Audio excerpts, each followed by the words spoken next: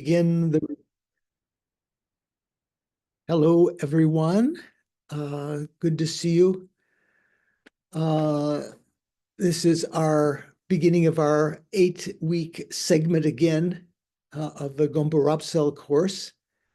So we're going to begin with some prayers, and in addition to the usual prayers that we say beforehand, we're going to recite the foundation of good qualities. And at some point, perhaps both now and later, we will recite the Medicine Buddha mantras for Stephen's mom, who passed away last Wednesday. I just discovered, I thought it was more recent. And also for Diana Abramo, who is suffering with COVID. So Karen, if you'd like to put up the prayers. I think all of you know the usual prayers that we begin with.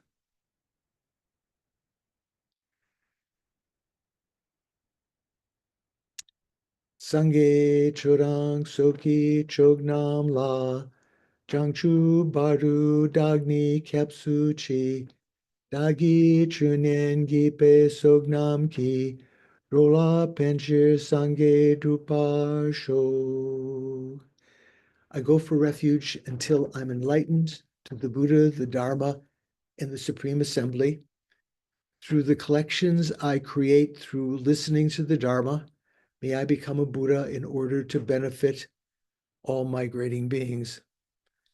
Sangye Chodang Soki Chognam La Changchu Badu Dagni Kapsu Chi Dagi Chunyen Gipe Sognam Ki Rola Penchir Sangye Drupa Sho. And then I'm not sure, Karen, if you can you make that larger? Maybe you have to go back one step and just enlarge it. So I just wanted to mention Samdong Rinpoche took the place of His Holiness last night.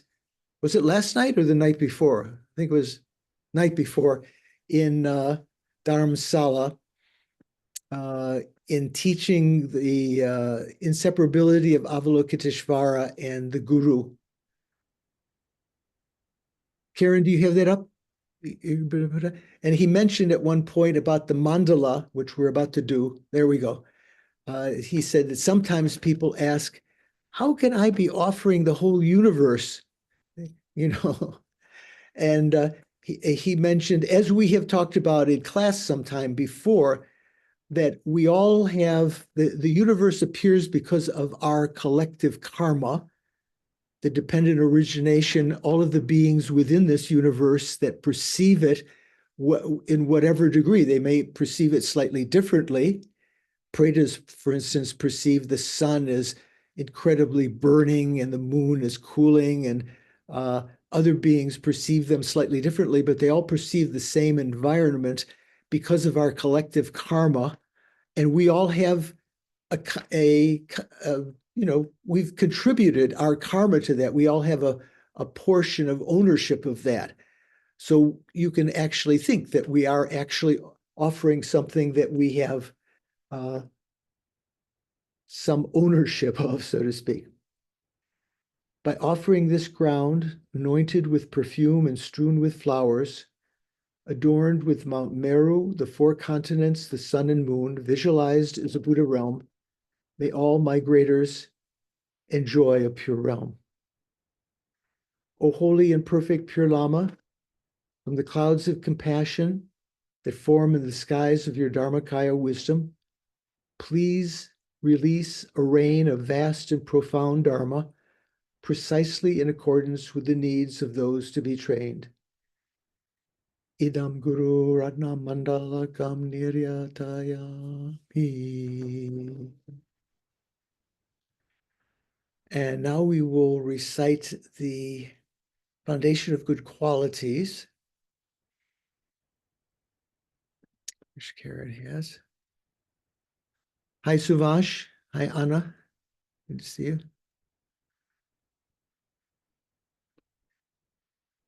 Okay. So as you recall, was composed by Lama Khapa. The foundation of all qualities is the kind and perfect guru. Correctly following the guru is the root of the path. By my clearly seeing this and applying great effort, please bless me to rely on the guru with great respect.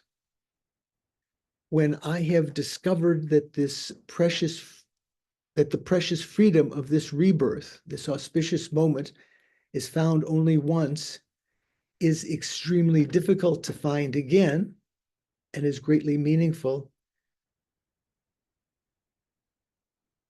please, somehow we lost, please bless me to, can you put up back, there we go. Please bless me to unceasingly generate the mind, taking the essence of this perfect human rebirth day and night. This body and life are changing like a water bubble, remembering how quickly they perish and death comes. And after death, just like a shadow follows the body, the results of black and white karma follow us. When I have found definite conviction in this, definite conviction in the law of cause and effect and the fact that we are definitely going to die, please bless me to always be conscientious in abandoning even the slightest collections of shortcomings and in accomplishing all virtuous deeds. When I have recognized the shortcomings of samsaric perfections, that there is no satisfaction in enjoying them, that they are the door to all suffering, and that they cannot be trusted, please bless me to generate a strong wish for the bliss of liberation. Through my being led by this pure thought, with great remembrance, alertness, or I should say, with great mindfulness, alertness, and conscientiousness, please bless me to make keeping the individual liberation vows, pratimoksha vows, the root of my teachings, the root of the teachings, make them my essential practice. So that means even if one is a lay person, if one has taken the lay vows, those are the pratimoksha vows. And just as I have fallen into the sea of samsara, so have all mother transmigrating beings. By seeing this, please bless me to train in supreme bodhicitta, which bears the responsibility of freeing transmigrating beings. But even if I develop only mere bodhicitta, wishing bodhicitta, without familiarizing myself with the three types of morality of abstaining from negative actions and so forth, just mere bodhicitta alone, wishing bodhicitta alone, I cannot achieve enlightenment. Seeing this well, please bless me to keep the vows of the victorious one's sons, their offspring, with fervent effort, the Bodhisattva vows. By having pacified distractions to wrong objects, in this case, when you're talking about concentration, that means anything, wrong objects are anything other than what you're supposed to be concentrating on. By having pacified distractions to wrong objects and correctly analyzed the meaning of reality, please bless me to quickly generate within my mind stream the unified path of calm abiding and special insight. When I have become a suitable vessel by training in the common path, please bless me to immediately enter the holy gateway of the fortunate beings, the supreme of all vehicles, the Vajrayana. And at that time, the basis of accomplishing the two attainments, the two cities, the common and uncommon cities, the basis of that is keeping my vows and samayas, commitments, purely. When I have gained effortless conviction in this, please bless me to protect them even at the cost of my life. Then when I have realized exactly the vital points of the two stages, generation stage and the completion stage, which are the essence of the tantric sets, and I am enjoying the yoga of 4 sessions with effort without being distracted, please bless me to accomplish these according to the teachings of the holy beings. Thus, may the virtuous friends who reveal the noble path and the spiritual practitioners who correctly accomplish it have long lives. Please bless me to pacify completely the collections of outer and inner obstacles. In all my lives, may I never be separated from perfect gurus.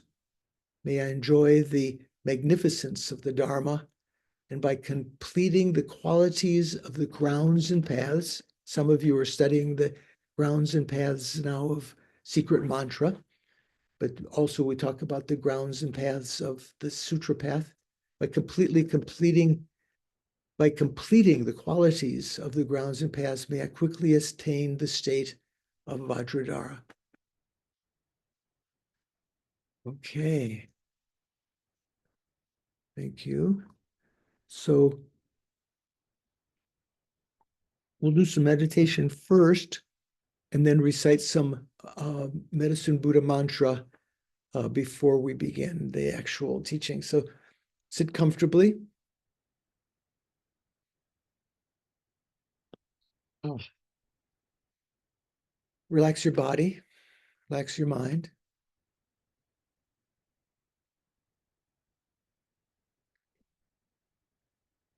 Notice your breathing. Place your mindfulness upon it. And keep it in mindfulness to the exclusion of everything else, all other thoughts. Recognizing only when you're breathing in and when you're breathing out, consciously noticing that, whether it's a long breath or a short breath.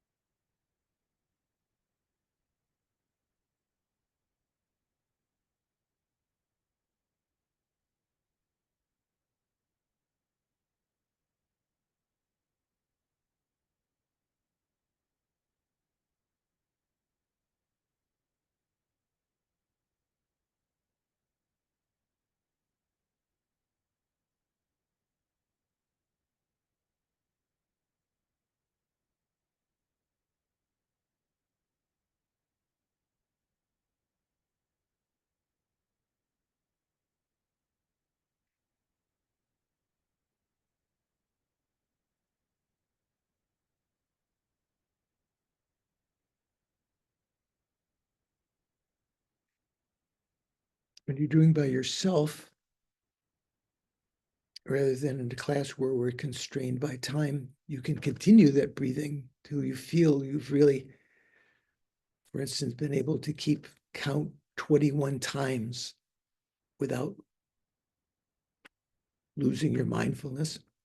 But right now, we'll turn our attention to the subtler object of our mental consciousness and its nature. And sometimes you can imagine bringing one respiration down to your heart chakra area, focusing there where the subtlemost mind resides. Mental consciousness doesn't have a particular location in the body. It's not located in the brain necessarily.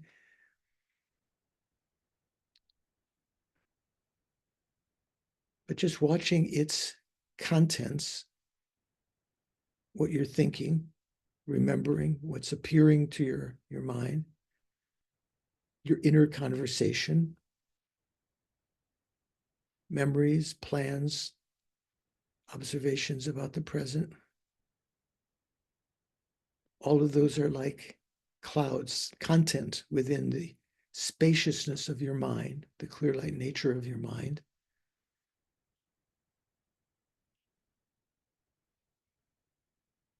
Try to see moments of clarity between the thoughts, calmness, spaciousness.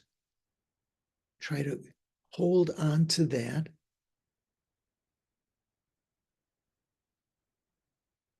Non-conceptual state, which is also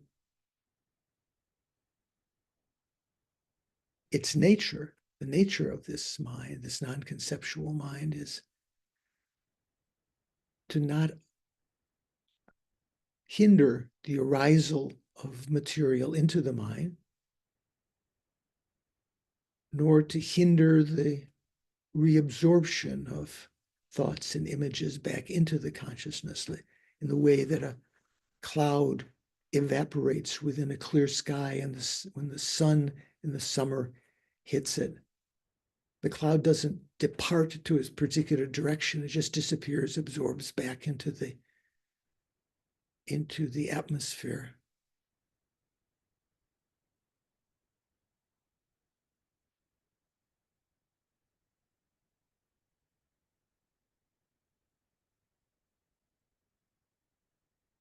This is the conventional clear light nature of our mind. Like space, in the same way that the perception of emptiness is like space. We say the space-like meditation on emptiness. But here we're not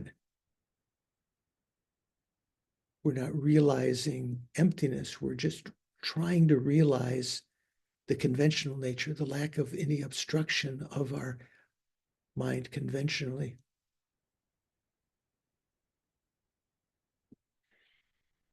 This is our conventional Buddha nature, our developmental Buddha nature, the fact that the mind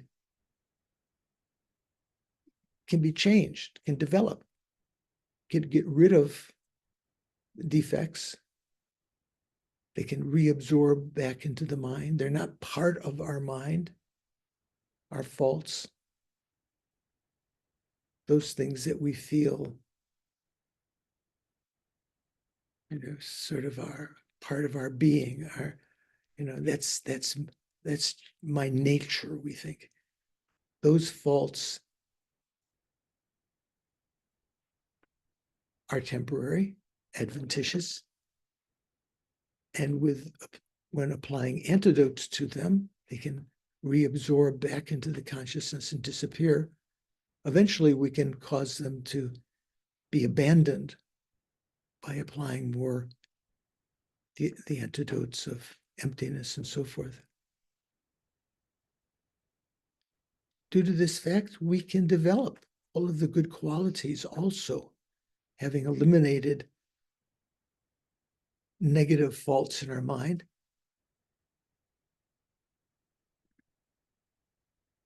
We can achieve the wisdom of selflessness and achieve liberation,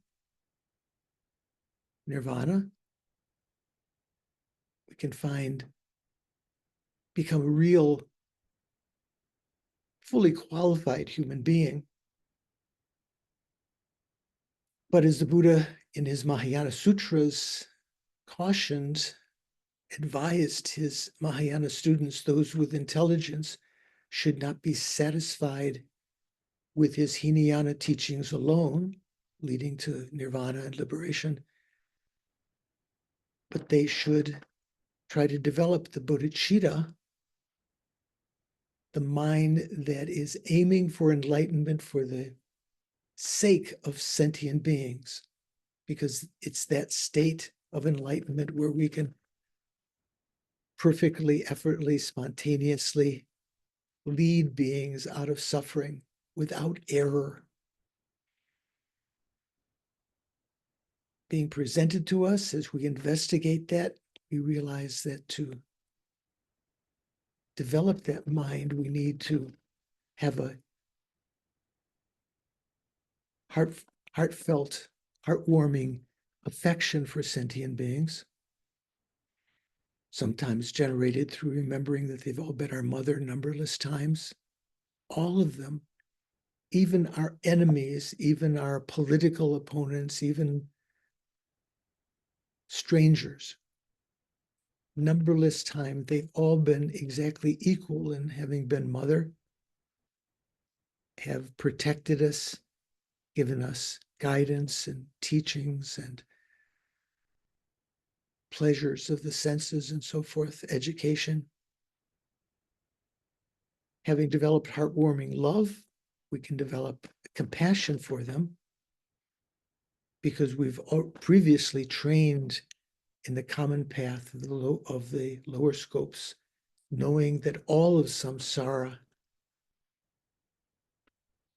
is undesirable from a higher point of view, that even the pleasures, contaminated pleasures of cyclic existence are the nature of suffering. They change, they don't last, they're not satisfying, and engaging in them is the doorway of all suffering, and that we perpetuate either rebirth or the situations that cause them. On that basis, developing compassion for all our mothers, even those that seem prosperous, and obviously those that are suffering, and those that just seem neutral, they don't seem to be having any big problems or great joys. All of them are equally suffering and have been in the past and will in the future. To develop the laksam, the special thought, it takes the responsibility to lead them out of suffering into enlightenment by myself alone, leading to the thought of bodhicitta. I must achieve enlightenment for the sake of all sentient beings. To actualize this, we need to have an accumulation of the two collections of merit and wisdom. We have a vague understanding of the collection of merit, creating good karma, but the vast deeds of the bodhisattvas are something that we're only learning about now, especially the deeds of the accumulation of wisdom. We need to achieve these two collections, accumulation of merit and wisdom, in order to achieve the form and mental bodies of the Buddha. So as we are not carrying with us the imprints of great study of these topics from previous lives,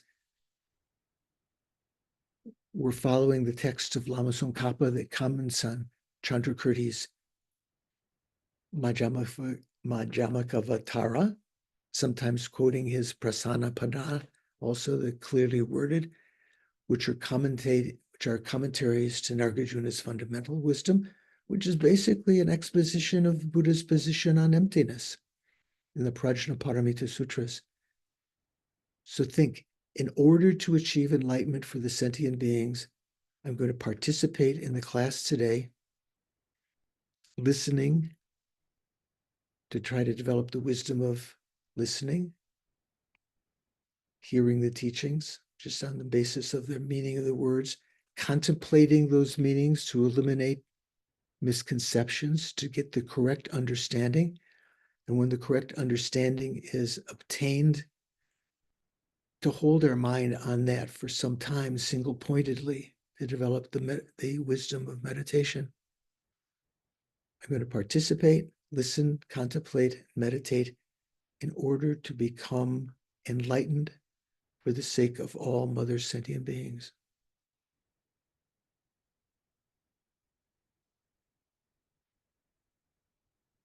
That's my goal.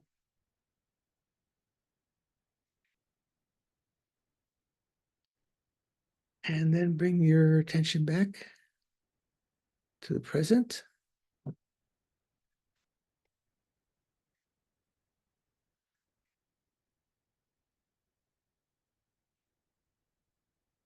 How we're doing. We've done this meditation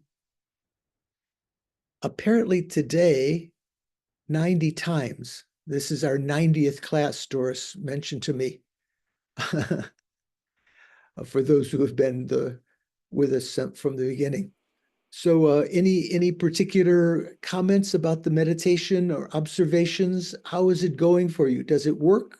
Do you bring yourself into that state? Shanka, what do you think? Oh, yes. I mean, I think so. You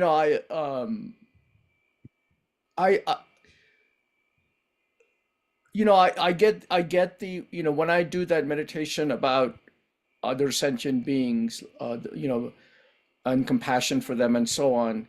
The picture I always get in my mind, and I got this last week too during the retreat, um, which is like like I'm going walking by a pond and someone's drowning, and what am I going to do? I'm just going to keep walking towards my own liberation, so I feel like I have to I have to help that person.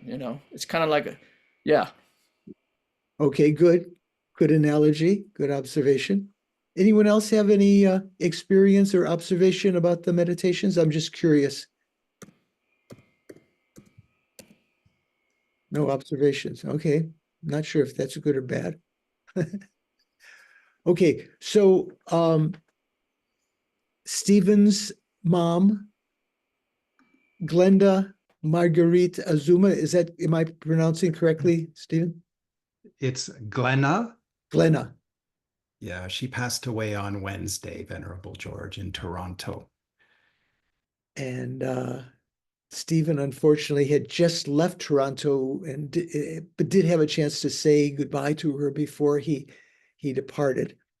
Also, Diana Bramo is quite sick with COVID, having taken the remedy Paxlovid, but it's had some other kind of complicating effects, which sometimes happens, apparently. So we're going to recite some Medicine Buddha mantra, which, yeah, Karen has put up. So the visualization is one in which you can imagine Medicine Buddha in front, the healing guru, by Shaje Guru. By Shaje means heal, sort of like, that's sort of like I think the vocative, if I'm not mistaken, of by Shaja. By Shaji Guru, we say medicine Buddha, but it means the healing guru who is of the color of Vaidurya, lapis lazuli. So we're going to if you imagine the medicine Buddha in front, if you've already done medicine Buddha puja for other reasons, you can imagine yourself as medicine Buddha, but sending out light rays from his holy body, purifying the illnesses, the fundamental illnesses of all sentient beings, the ignorance that grasps the true existence. But in so doing, healing all of the other common illnesses. As we recite this mantra, we'll recite the long mantra 7 times, and then we will recite the short mantra 21 times. Namo Bhagavate Vaishaji Guru Vaidurya Prabharajaya Tathagataya Arate Samyak Sambuddhaya Tadyata Om Bashaje Bashaje Maha Bashaje Raja Samudgati Svaha. Sometimes where there's something in brackets, sometimes Bashaje is mentioned again there, sometimes not. Om Nama Bhagavate Bashaje Guru Vaidurya Prabharajaya Tathagataya Arhate Samyak Sambuddhaya Tadyata Om Bashaje Bashaje Maha Bashaje Raja Samudgati Svaha. Om Nama Bhagavate Bashaje Guru Vaidurya Prabharajaya Tathagataya Arhate Samyak Sambuddhaya Tadyata Om Bashaje Bashaje Maha Bashaje Raja Samudgati Svaha. Om Nama Bhagavate Bashaje Guru Vaidurya Prabharajaya Tathagataya Arate Samyak Sambuddhaya Tadyata Om Bashaje Bashaje Maha Bashaje Bashaje Raja Samudgati Svaha. Om Nama Bhagavate Bashaje Guru Vaidurya Prabharajaya Tathagataya Arate Samyak Sambuddhaya Tadyata Om Bashaje Bashaje Maha Bashaje Raja Samudgati Svaha. Om Nama Bhagavate Bashaje Guru Vaidurya Prabharajaya Tathagataya Arhate Samyak Sambuddhaya Tadyata Om Bashaje Bashaje Maha Bashaje Raja Samudgati Svaha. Before the last recitation of the long mantra, again, try to doing several things at the same time. So as you're reciting the mantra, imagine these blue lapis lazuli light rays coming from the heart of Medicine Buddha and from his body to all beings, especially to Glenna, and to Diana. Glenna, who's already passed away, perhaps still in the Bardo state, perhaps not, purifying all negative karma. Diana, who is still fighting COVID. Om Nama Bhagavate Bashaje Guru Vaidurya Prabharajaya Tathagataya Arhate Samyak Sambuddhaya Tadyata Om Bashaje Bashaje Maha Bashaje Raja Samudgati Svaha.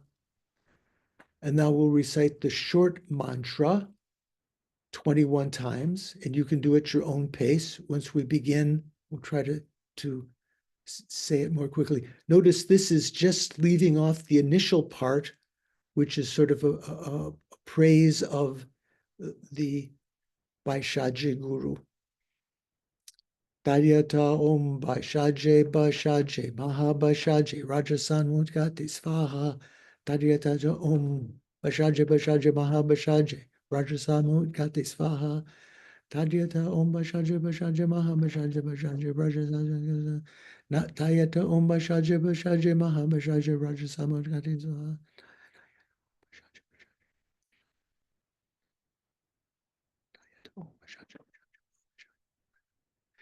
Tadyata Om Bashaje Bashaje.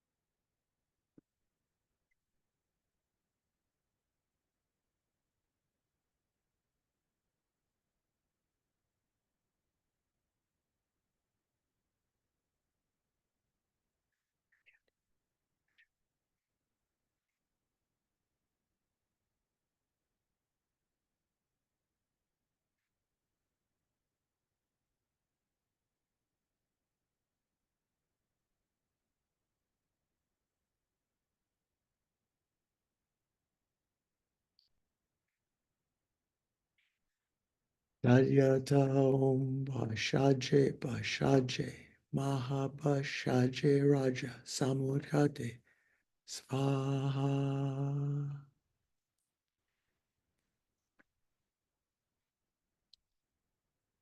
I think that Glenna and Diana and all sentient beings have been cleansed by these lapis lazuli rays from Medicine Buddha, receive the blessings to have good health, to continue the practice of the teachings, and in the case of someone who's passed away, to quickly meet the perfect Mahayana guru with a perfect human rebirth, follow the path, and quickly achieve enlightenment for the sake of all sentient beings. Due to these virtues, may I quickly become Medicine Buddha and lead each and every sentient being, each and every migrator into that very same state. Okay, thank you very much.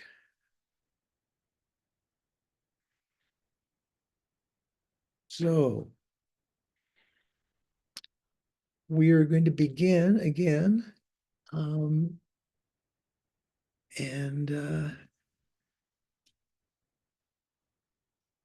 In Jeffrey Hopkins' book, it is on we're going to begin on page 229 to 230 with a sentence, the likes of objects that are apprehended by the two innate apprehensions of self.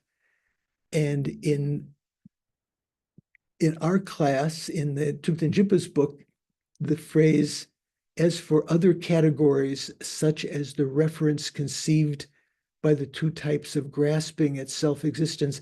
Can anyone tell us what page that is in the printed edition? I believe it's page 232, Venerable George. 232. Thank you. Okay. So where are we? What are we talking about? We're talking about, still talking about refuting generation from others. And we've gotten to the point where the discussion now of the two truths, because some people have said, you Prasangikas becoming too technical. Everyone knows that that phenomena are created from others, just in common parlance. And so we're delving into the intricacies of the two truths. First, the conventional truth and the ultimate truth. So here, Thupten Jinpa's translation says, as for other categories. So what does he mean that? Let's read the last paragraph right before that. There's a reply. The impairment here, in the context of examining whether a perception is impaired or not, is not the impairment from the grasping at things distortedly due to our innate ignorance. So in this context, when we talk about whether a perception is distorted or impaired, has a temporary source of impairment, we're not talking about the deep source of impairment because of phenomena appearing to be inherently existent due to innate ignorance. In any case, the postulations of inferior philosophical tenets refer to notions such as primal substance and so on. So here he's referring to the Samkhya tenets that we talked about before, which are conceived falsely because one's mind has been conditioned by philosophical views. True ordinary worldly cognitions would not realize that such notions are distorted. Yet, nonetheless, if the valid conventional cognitions of those whose minds have not been directly informed by an understanding of suchness realize they are distorted, realize the Samkhya, tenets, the minds that conceive the such as the Samkhya tenets and so forth, other kinds of misinformed tenets. If they can realize that these are distorted, this constitutes their being realized as false by worldly cognition. So that's where we had finished last time. That note 427 says, Tsongkhapa is saying that philosophical views such as the Samkhya's primal substance and the Vaisheshika's eternal indivisible atoms can be refuted without realizing suchness as emptiness in Madhyamaka terms. Even non-Madhyamikas can demonstrate that these assertions are false. That's the point of what was said. So then, beginning now, as for other categories, such as the reference conceived by the two types of grasping at self-existence, these belong to the class of what are referred to as objects apprehended by unimpaired senses. Such things are thus veridical or true from the perspective of ordinary worldly understanding. Nevertheless, they have no existence even on the conventional level. So what is he saying there? Let's read what how Jeffrey Hopkins translates it. The likes of objects that are apprehended by the two innate apprehensions of self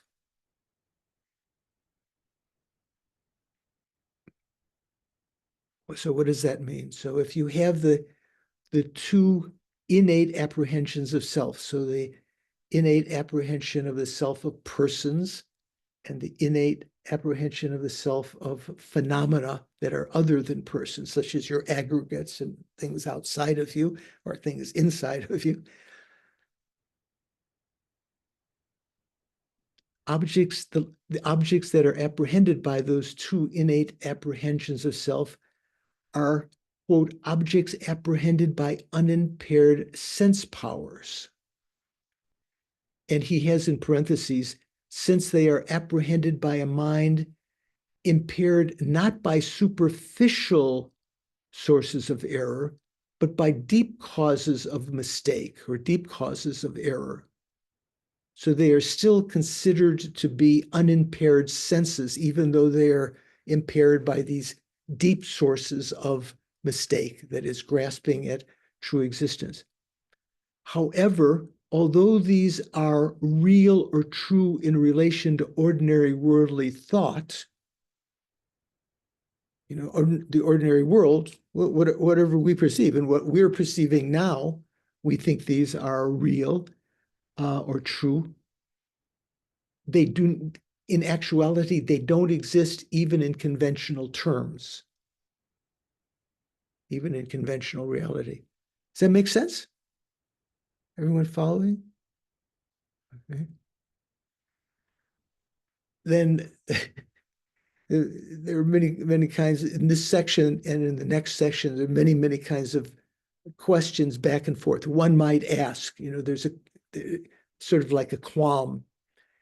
One might ask, you may not distinguish veridical from false conventional truths because you do not accept the possibility of a veridical conventional as such.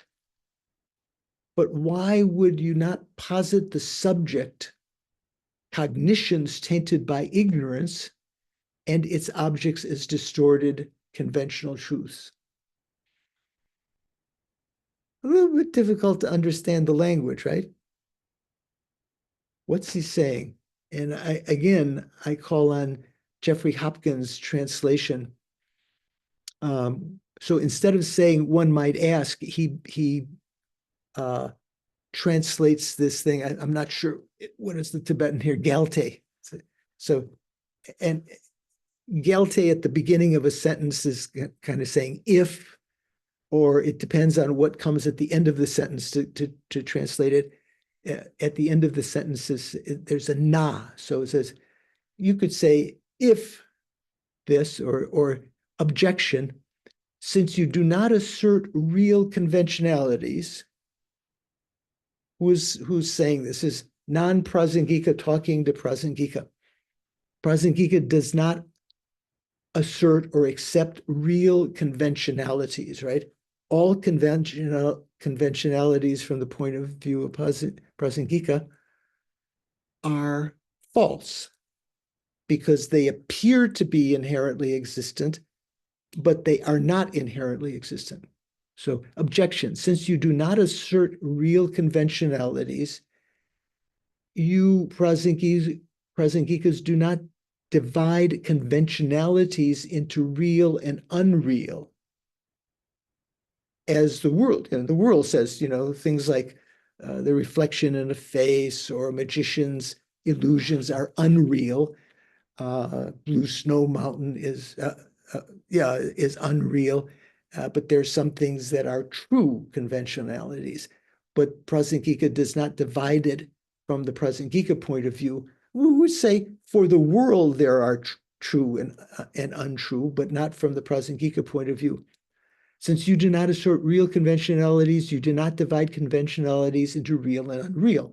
But why do you not posit objects and subjects polluted by ignorance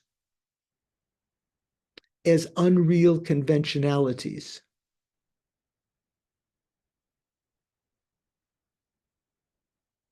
Why do you not posit objects and subjects polluted by ignorance as unreal conventionalities? That sentence, Jimpa is saying, but why would you not posit the subject cognitions tainted by ignorance and its objects as distorted conventional truths?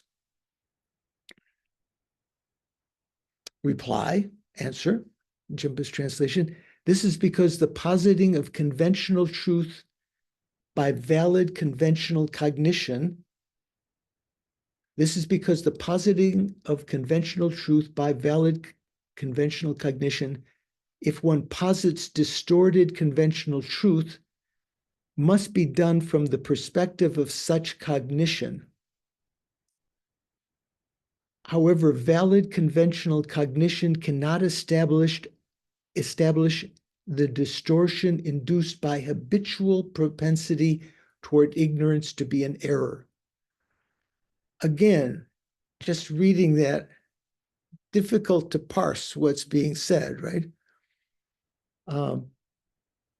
Let's see what Jeffrey said here. Answer or reply. So the question was, from Jeffrey's reading of the question, why do you not posit objects and subjects polluted by ignorance as unreal conventionalities? Lokbe Kunzub. The answer is, it is because conventionalities must be posited by conventional valid cognition. And therefore, if when unreal conventionalities are posited, they have to be posited in relation to those conventional valid cognitions, objects and subjects, polluted by the predispositions of ignorance, are not established by conventional valid cognitions to be mistaken. I think I left out some word there or misread. They have to be posited in relation to those polluted by the predispositions of ignorance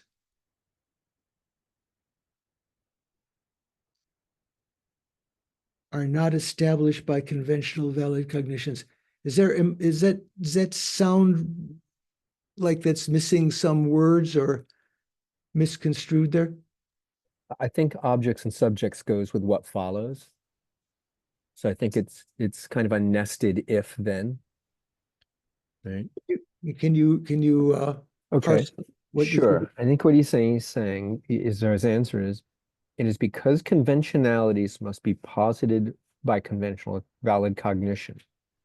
And therefore, if when unreal conventionalities are posited, they have to be posited in relation to those conventional valid cognitions, then objects and subjects polluted by the predispositions of ignorance are not established by conventional valid cognitions to be mistaken. Okay, so that in that bracket, that comma needs to be sort of like dividing between two things. Good catch, I think. I think that's good. So here there is a note in Jeffrey's text, note A, at that point, at the end of that sentence. And he's quoting Jamyang Shepa. He says, Jamyang Shepa explains this passage as meaning that objects and subjects affected by predispositions of ignorance, that would be for ordinary beings, that would be all, right? And apprehended by consciousnesses that are not impaired by superficial causes of mistake, that is, ordinary, clear perceptions. You don't have a source of error, superficial source of error in the senses and so forth. They are not conventionalities that are unreal in relation to the perspective of worldly consciousness that is explicitly indicated in this context, unquote, even though they are indeed unreal conventionalities, since all conventionalities are wrong in the sense that they appear one way, they appear to be inherently existent, and exist another. They actually exist as empty of inherent existence. So at this point, he says, see Guy Newland, The Two Truths.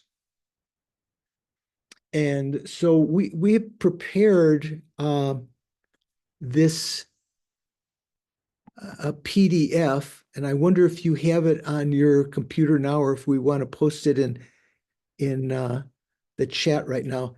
This is the very section from Guy Newland's book, The Two Truths, very good book. I'm not sure I have it here. Those pages that he's talking about. Could you post that, Doris, if people don't have it? Is it in the chat already? People see it? Okay, so if you open that up, if you'd like to follow along. So let's read this, because this is the comment that Jeffrey made at this point that's talking about this response, Jamyang Shepa, and then he said that to see Guy Newland's exposition of this on these very pages. What are unreal conventionalities? Tsongkhapa's illumination of the thought, that's our Gompa Rapsel, says, question. So this is what we're just talking about here. One might ask, I think, since you do not assert real conventionalities, you Prasangikas, there is no division of conventionalities into real and unreal. But why do you not posit objects and subjects polluted by ignorance as unreal conventionalities?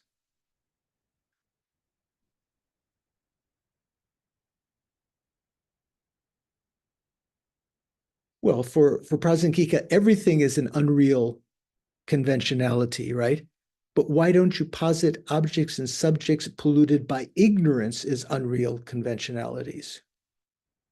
Answer, or as Jimpa says, reply. Jeffrey had some other way of saying, what did he say? Answer, yeah. So answer, conventionalities must be posited by conventional valid cognizers. Therefore, even when unposited, what is it? When one posited unreal conventionalities, maybe, they would have to be posited in relation to those conventional valid cognizers. Whereas objects and subjects polluted by the predispositions of ignorance are not established as mistaken by conventional valid cognizers. What does that mean? That means valid conventional cognizers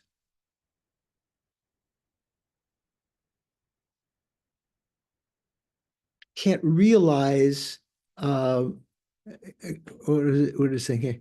Polluted by ignorance are not established as mistaken. They cannot establish that the appearance of things as being inherently existent is a mistake. You have to use not just conventional valid cognizer, you have to use a valid cognizer establishing the ultimate, that analyzes the ultimate. While the gist, this is what's his name? Guy's commentary about that. While the gist of Tsongkhapa's passage seems to be that unreal conventionalities do not exist, later Gelugpa interpretations unanimously assert the contrary.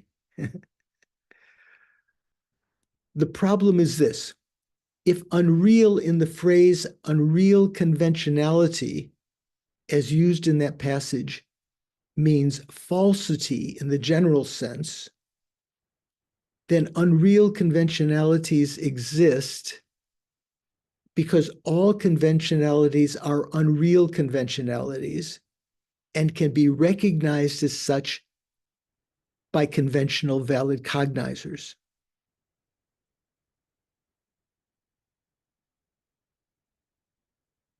Then unreal conventionalities exist because all conventionalities are unreal conventionalities and can be recognized as such by conventional valid cognizers. It seemed to be earlier as saying that they cannot be recognized as unreal when talking about the appearance of inherent existence. So this seems to be contrary to that. But Venerable George, isn't it that qualifier very important though? That can be recognized as such by conventional valid cognizers that arise subsequent to the realization of emptiness. Well, yeah, I haven't gotten that far, right? If unreal in the phrase unreal conventionality is used in the passage means falsity in the general sense, then unreal conventionalities exist because all conventionalities are unreal conventionalities and can be realized as such by conventional valid cognizers that arise subsequent to the realization of emptiness. Yeah, I hadn't read that qualifying phrase before.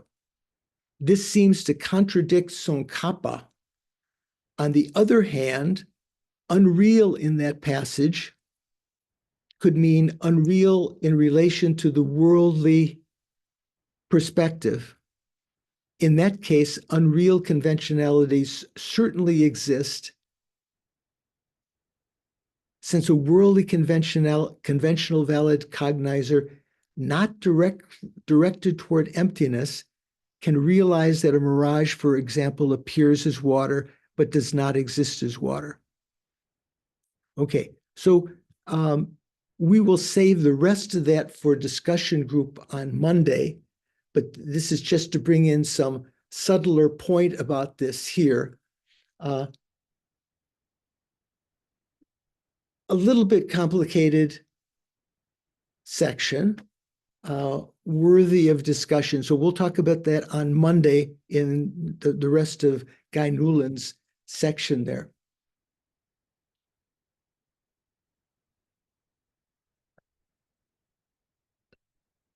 So the point in question was here Lama Tsongkhapa says, however, valid conventional cognition cannot establish the distortion induced by the habitual propensity toward ignorance to be an error. So that seems to be the point that Guy Newland was bringing out, having studied with some of the lamas who were explaining this in Jamyang Shepa's explanation. Okay, how are we doing? We okay? Shanka, I think, oh, Karen?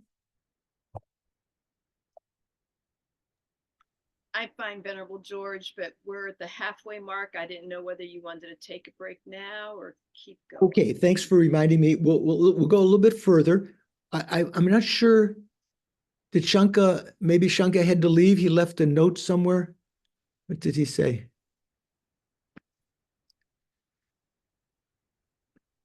Or maybe he just sent a message to me. Anyway, he's disappeared. Okay. So the next section begins, the heading, how the apprehended object of that which is deluded with respect to its conceived object does not exist even on the conventional level. If you were to state that in your tea house or your neighborhood bar, no one would have any idea what you're talking about, right? What is another way of translating that?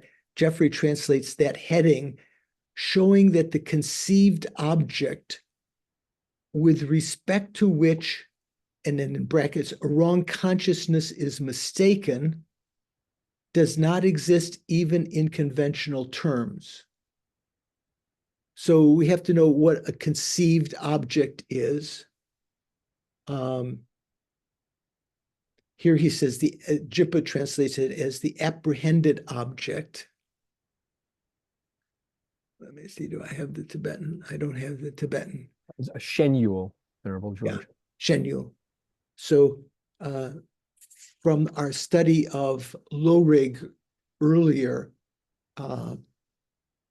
when you talk about conceptual consciousnesses, their object that they're conceiving is called a Shenyul, or conceived object, or as Jimpa translates, apprehended object of that which is deluded with respect to he says the conceived object, how the apprehended object of that which is deluded with respect to its conceived object does not exist even on the conventional level.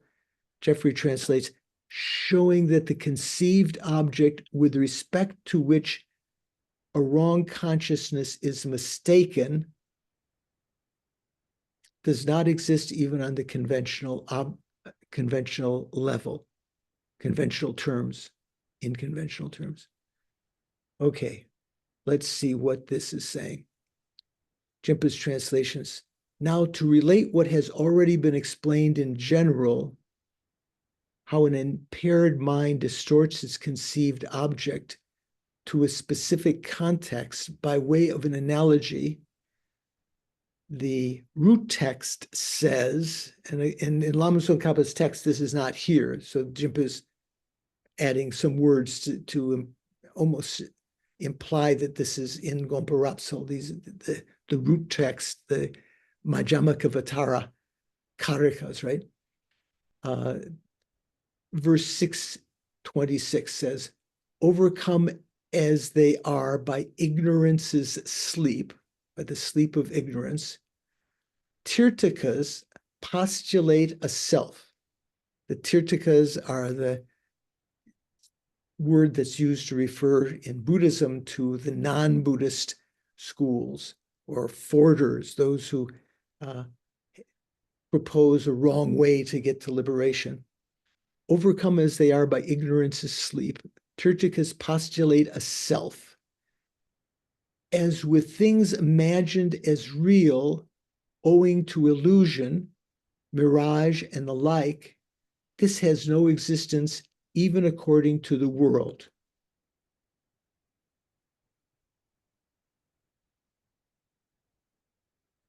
Or Jeffrey translates that, entities, then he has a long section in brackets, such as the permanent self, the principle, and so forth, as they are imputed by the assertions of the forders, the Tirthakas, then in brackets, driven by bad tenets and quasi-reasons, quasi-reasons, I think is how he was translating there. Facsimiles of reasons. Those entities, as they are imputed by the forters, strongly afflicted by the sleep of ignorance, and those horses and elephants, water, and so forth, imputed to magical illusions, mirages, and so forth, are just non-existent even in the conventions of the world. Does that make sense? Okay. So the text continues, Tirthakas are overcome by ignorance's sleep, the sleep of ignorance. Analogy, right? They're not asleep, actually, but it's as though they're asleep because of their ignorance. Their minds suffer from impairment by inferior philosophical tenets, false logic, and because they wish to engage with suchness, they do not uphold accurate notions of arising or disintegration, that even the philosophically untrained, like the cowherders, unlearned women, and so on, acknowledge. Typical kind of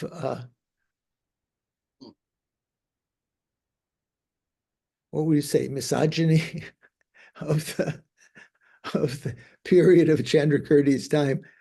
Unlearned is in brackets, so it just says women, and so on.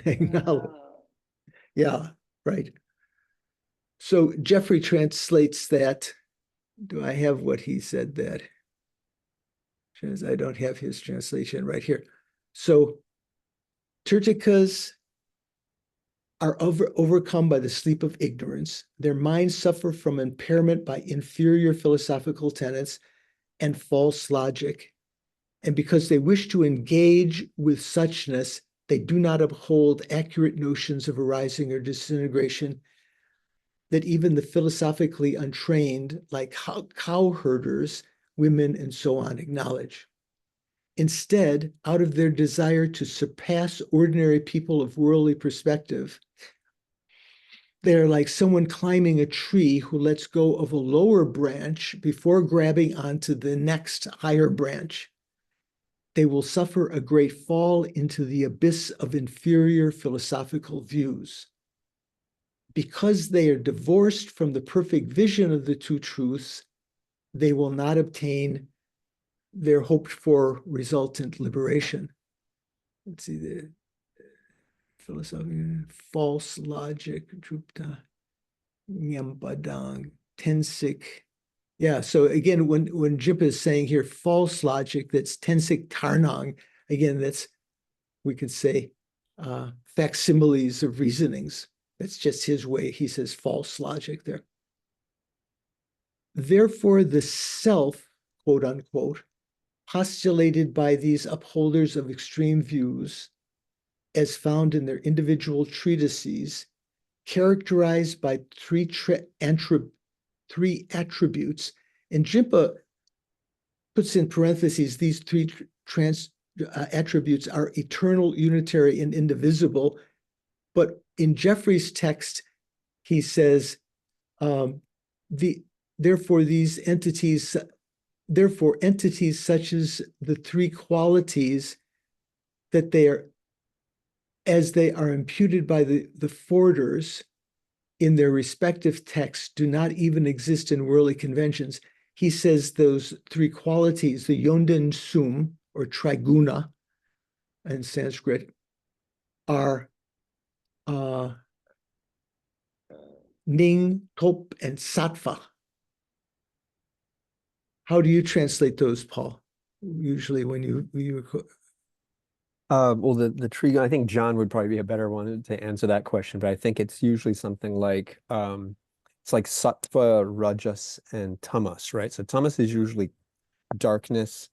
Rajas, I think, is like it's like activity of some sort, and the Ningtop I thought was something like potentiality or potential, something like that. Right. So he has here in that note, he says they are mental potency, Ningtop or Mm. sattva, Mm. activity, dual or rajas, and darkness, Mm. mumba or in Tibetan or tamas.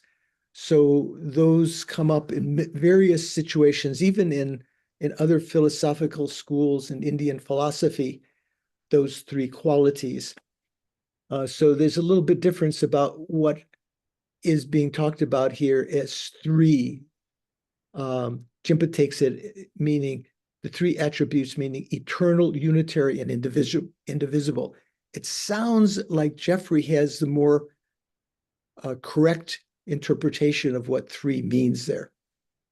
So let's read that again. Therefore, the self postulated by these upholders of extreme views, as found in their individual treatises, characterized by three attributes, does not exist even on the level of worldly conventional truth. This statement clearly refutes the assertion that in this tradition of Chandrakirti, existence on the conventional level is defined purely in terms of existence from the perspective of deluded cognition. Where's the end in Hopkins? Say again. Hopkins translates the beginning of that. Therefore, entities such as, oh yeah, we just read that, entities such as these, then this refutes well the statement that what exists in the perspective of a mistaken awareness is posited as conventionally existing in this system, by this system. That by this system means prasangika. So someone might say that what exists in the perspective of a mistaken awareness is posited as conventionally existing by the system. So this is refuted by that statement. What statement was that? The statement that the self postulated by these upholders of extreme views, as found in their treatises, characterized by the three attributes, does not exist even on the level of worldly conventional truth. That statement clearly refutes the assertion that in this tradition, Prasangika, of the tradition of Chandrakirti, existence on the conventional level is defined purely in terms of an existence from the perspective of a deluded cognition. Because they don't, some of these things do not exist at all, such as the self proposed by the Samkhya's. Following? Making sense? Have to think about it. Similarly, as with all things imagined as real, owing to illusion, mirage, mirror images, and the like, similarly, as with all things imagined as real, due to an illusion, a mirage, or mirror images, and the like, as real horses, real elephants, and real faces, for example, this has no existence even according to the world. In other words, in conventional truth. Therefore, for something to exist on the conventional level, it must be established by valid cognition.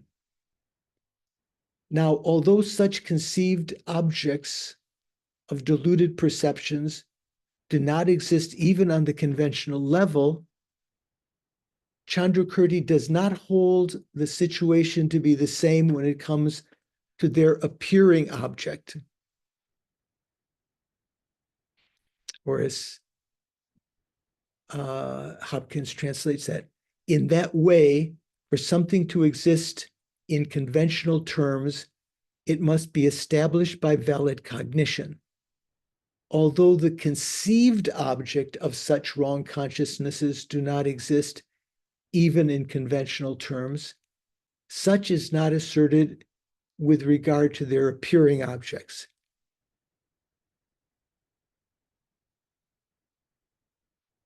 So what does that mean? When you're talking about conceived objects, you're talking about conceptual consciousness, right? Which does not exist in the senses, the five senses, only exists in the mental consciousness. So we're talking about a mental consciousness. So when you have a mental consciousness, you have an appearing object, which is called what?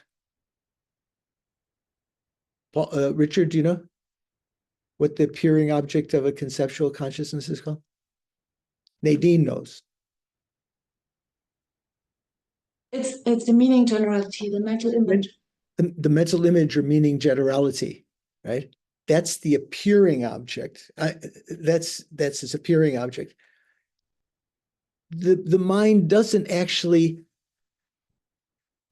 it's as though that's a lens through which the mental consciousness is thinking about its conceived object. So if the appearing object exists, but the conceived object that is kind of mirroring, it's kind of like an image of that. The conceived object does not exist in certain states. You can have conceptions where the conceived object does exist, like your mother's face, all of the phenomena, your car, your house, yourself, and so forth. You can have conceived objects like that, but you can have conceptions of things like the horns of a rabbit, or a permanent, partless, independent self, or the self as posited by the Samkhya's. You have a mental image of that. That mental image exists, but the conceived object through which you are thinking about that, through that mental image you're using to think about that conceived object does not exist. That's kind of clear, right? Makes sense?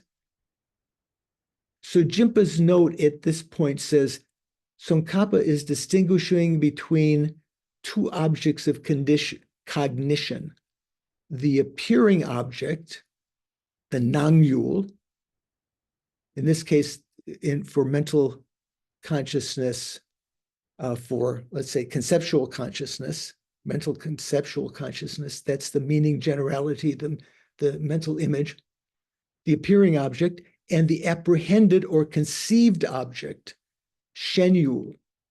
With respect to deluded perceptions, imagining a mirage to be water, for example, even though the object apprehended by this perception, the mirage grasped as water, does not exist, there is still the perception of the mirage itself, which is the cognition's appearing object.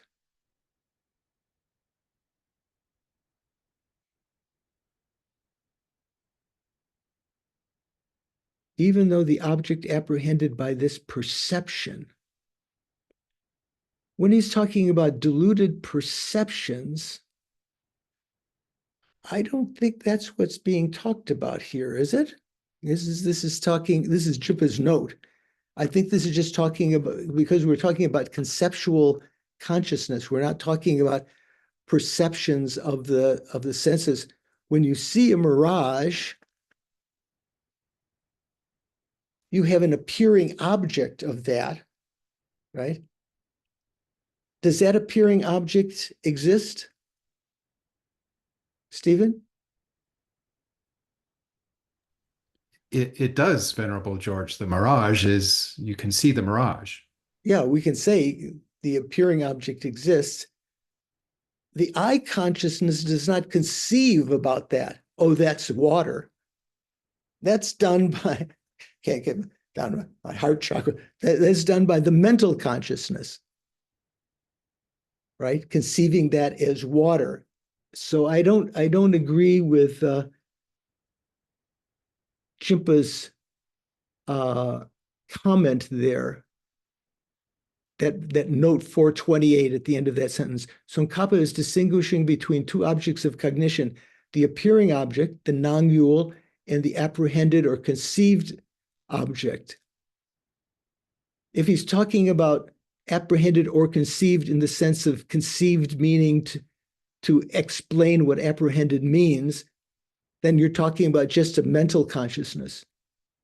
With respect to deluded perceptions, so that would be talking about the, let's say, the I consciousness. Imagining a mirage to be water, there that's mixing. Imagining is done by the mental consciousness. The appearance of the water, the appearance of the mirage as though it's water is done by the I consciousness. With respect to deluded perceptions, imagining a mirage to be water, for example, a deluded perception, that doesn't seem to be make any kind of sense, because the I consciousness has a mistaken appearance, but the mental consciousness is what is imagining it to be water, even though the object apprehended by this perception, the mirage grasped as water, does not exist. There is still the perception of the mirage itself, which is the cognition's appearing object. It's unclear that that's explaining that, but I think that the situation is that, let's use Jeffrey's translation of that. Although the conceived object of such wrong consciousnesses does not exist even in conventional terms, such is not asserted with regard to their appearing objects.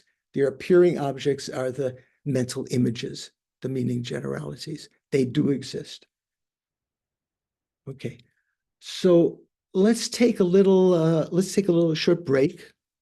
If you want to make a cup of tea or go to the bathroom, I will leave my microphone on. I'll turn my video off, and I will listen to see if there are any interesting debates between those who don't need tea or a bathroom break.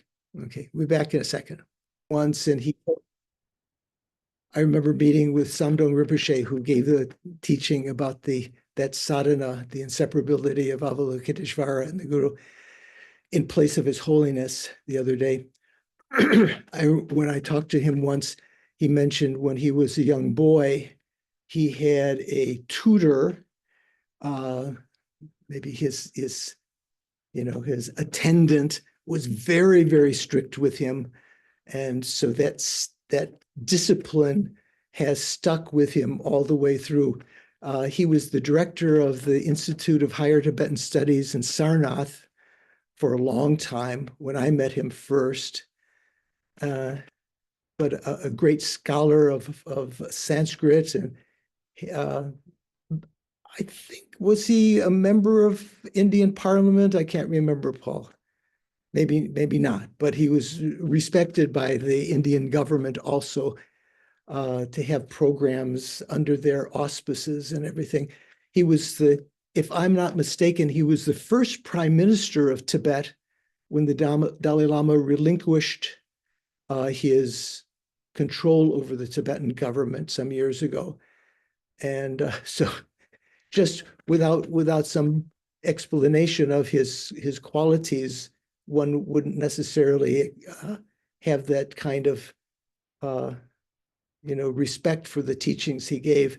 Minto, who is not with us right at the moment, had asked me at some point, I think, whether there was any commentary on that sadhana. So that recording, which should be up on the Dalai Lama's site still, or maybe on the YouTube channel, would be a very good introduction if you want to go through that sadhana. Okay, so how are we doing? Okay. So where did we finish? We finished with appearing object. That was on Hopkins 231. Oh, okay. 231.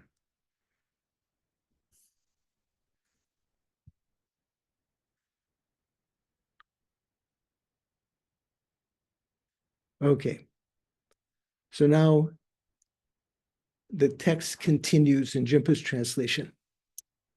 The perception of the five sense objects of form, that means visible form, because the word zuk or rupa can sometimes mean visible form, sometimes it can mean just form in general.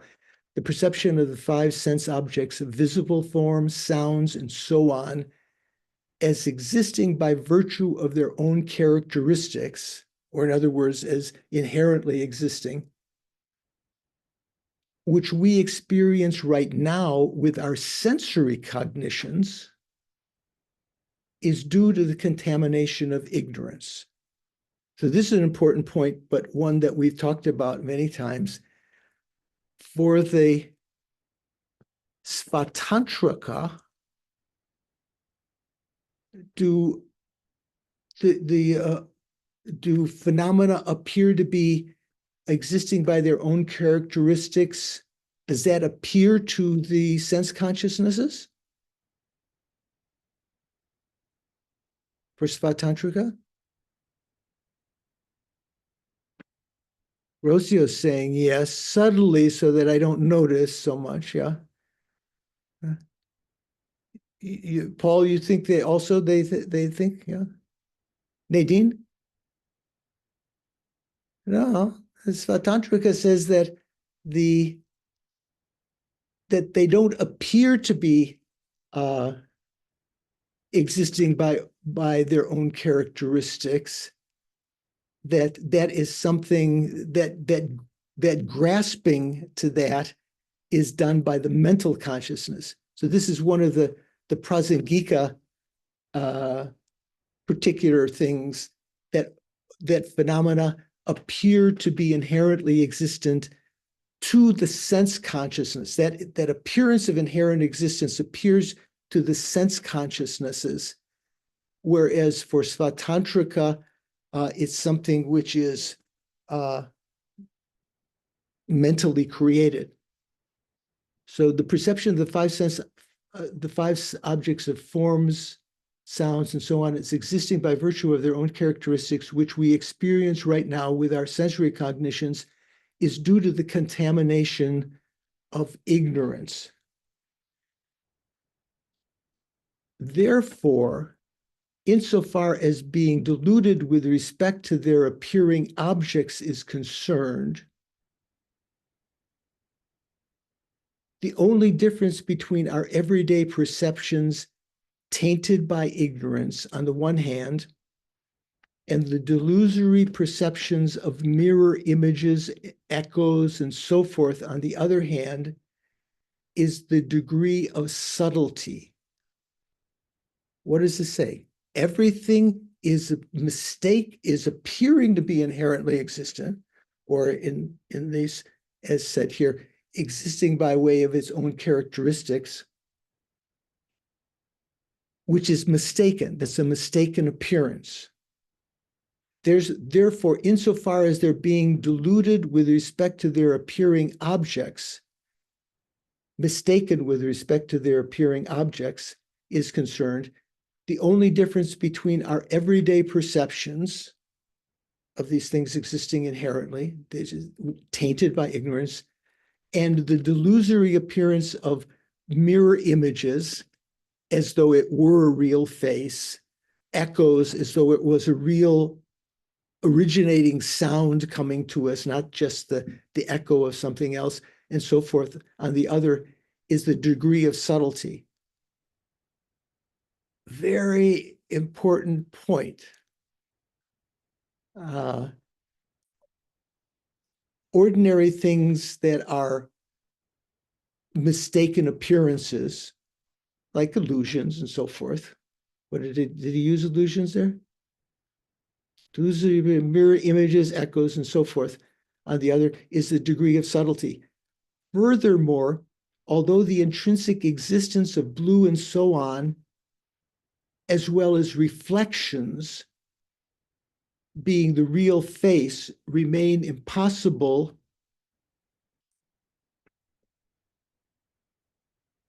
furthermore, although the intrinsic existence of blue and so on, as well as reflections being the real face, remain impossible,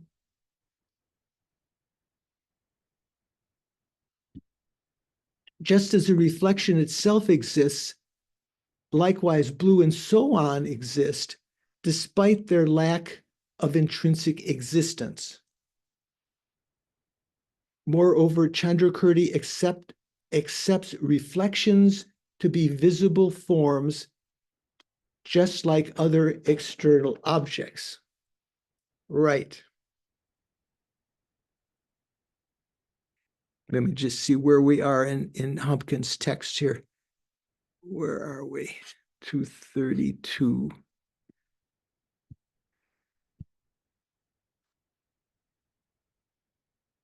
I believe it's 231, Venerable George.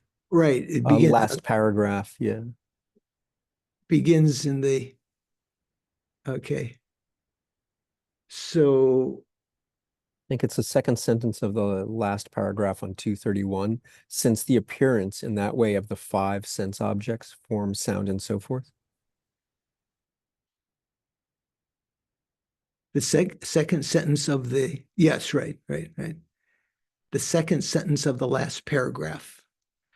Since the appearance in that way of the 5 sense objects, forms, meaning visible forms, sounds, and so forth, the appearance to sense consciousnesses, now as if they are established by way of their own character, is polluted by ignorance. Those consciousnesses and sense consciousnesses and other consciousnesses, sense consciousnesses to which reflections, echoes, and the like appear, except for a difference in mere subtlety and coarseness, they do not differ as to whether they are mistaken or non-mistaken with respect to their appearing objects. Since both are mistaken, they don't differ because they're both mistaken. It's just the level of subtlety. These classes always have, if I don't put it down, they're a little bit crooked there. Also, blue and so forth that are established by way of their own character and the existence of the reflection as a face do not occur. So that was what did Jimpa say? Impossible. They do not occur. Misipa, I think it is in the Tibetan. You could say is impossible, or Jeffrey parses it as do not occur. That doesn't happen. That blue and so forth that is established by way of its own character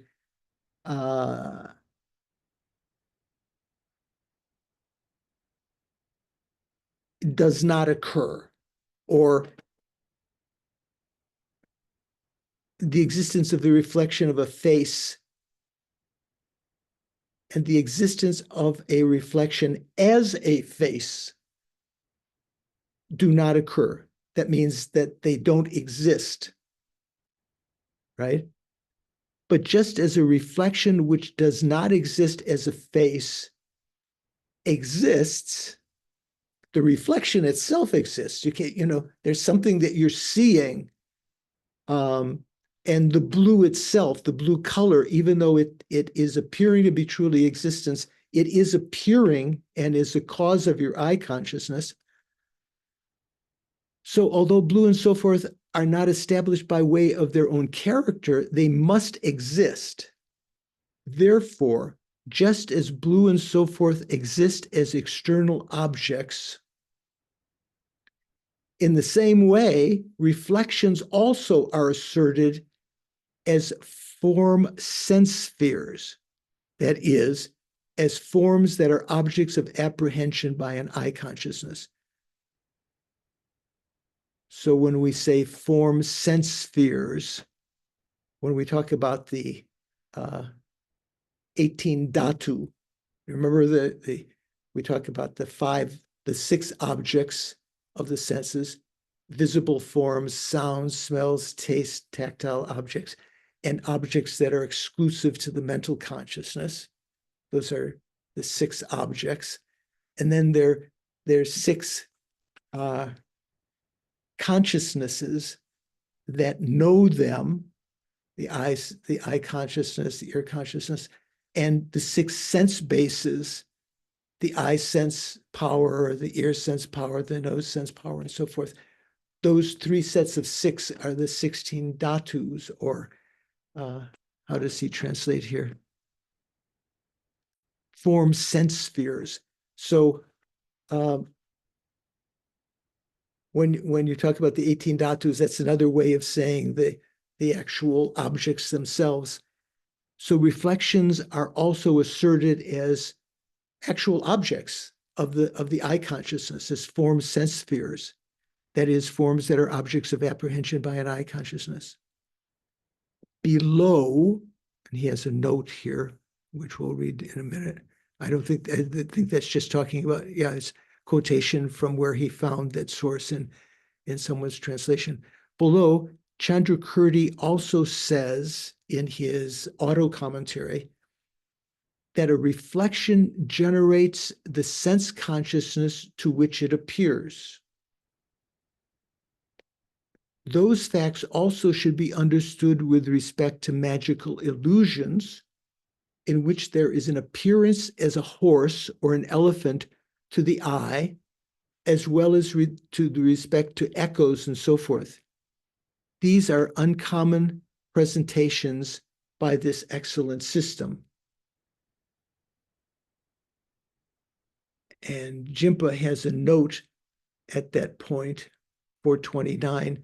He says, Tsong Khapa here is identifying, Tsong Khapa is here, is here identifying the acceptance of external reality, baya artha, in a specific manner in the light of rejecting intrinsic existence to be a unique tenet of Chandrakirti. So Khapa is identifying this as a unique tenet of Chandrakirti, the acceptance of external reality in a specific manner in light of rejecting intrinsic existence. So we'll be coming up in these 8 unique points that Lama Tsong Khapa noted here in Gompa Rabsel, 8 difficult points or unique points of the Prasangika. One of them is the presentation of external reality, external reality does exist, but basing its reasoning for why external reality exists, why there is external reality, as opposed to the opposite of the Yogacara, right? The Chittamatra. Chittamatra says there is no external reality that is a different entity than the mind itself. The Prasangika does accept an external reality that's a different entity from the consciousness that perceives it, but it has a particular way of proving that using emptiness. So in Gyaltsab Je's memorandum on the 8 difficult points of fundamental wisdom, which I think we've requested the translator the Dalai Lama's translator, what's his name? Do you remember, Doris?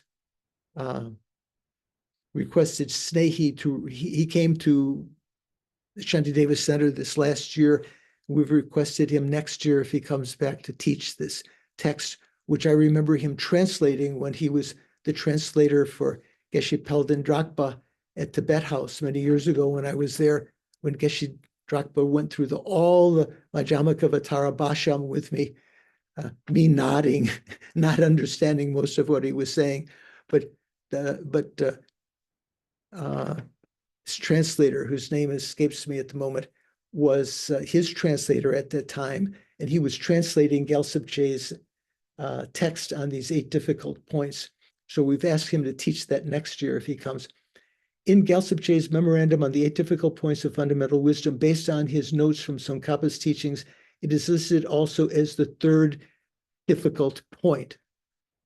Okay, so what is this talking about here? Later in the text, in fact, he speaks how mirror images produce sensory perceptions. This mode of understanding should be extended also to examples of magical illusions in which the eyes perceive horses and elephants, as well as to echoes and so on. So for Prasangika, this is a little bit mind-bending. Say the magician who has created a magical horse or a magical woman or a magical elephant, whatever, maybe he created a magical woman and the men are, develop attachment for her, or he creates a magical man, beautiful man, and women are swooning, these appearances are actually considered to be external objects. What do you think about that? You almost would like to say, well, that's just an appearance to their mind or what? No, it's appearing to their eye consciousness. So in which the eye perceives horses and elephants as well as echoes and so on. He speaks how mirror images produce sensory perceptions. So these mirror images do exist. The appearance of horses and elephants and people do exist, and they cause sensory apprehension of them. So that's kind of, if you try to think about that, that's a little bit mind-boggling. I don't know. It's mind-boggling to me when I think about it, that these magical illusions are actually external objects. So I have a question for Louise. So the Nirmanakaya, what is the Nirmanakaya, Louise?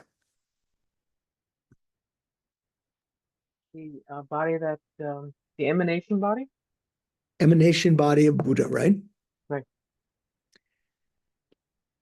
Is it composed of atoms, molecules, so forth?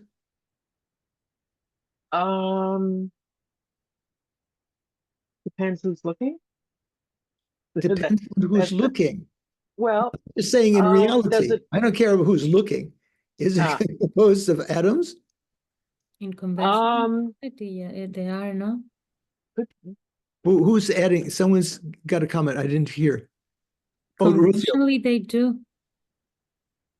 So the Buddha's body, Conventionally, has Nirmanakaya, let's say before he's according to different tenets, before he's Siddhartha, but then he becomes Buddha and he has emanation body. Okay, let's take it just from that point of view, not talking about when he was Siddhartha, but when he's Buddha, emanation body.